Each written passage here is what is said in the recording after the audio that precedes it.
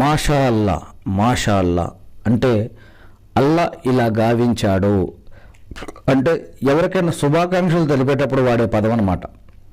ఇతరుల యొక్క మంచి గుణాలు వర్ణించేటప్పుడు కూడా మన యొక్క పదాన్ని మాషా అల్లా, ఇలా ఉన్నారండి, మాషా అల్లా బాగున్నారండి, మాషా అల్లా మీకు అబ్బాయి పుట్టాడు, మాషా అల్లా మీకు అమ్మాయి పుట్టింది, మాషా అల్లా ఈ వస్తువు మీకు చాలా బాగుంది, మాషా అల్లా ఈ ప్రదేశం చాలా బాగుంది. ఇలా మన పదాలు మాట్లాడేటప్పుడు ఈ యొక్క పదాన్ని వాడుతూ ఉంటాం మనం.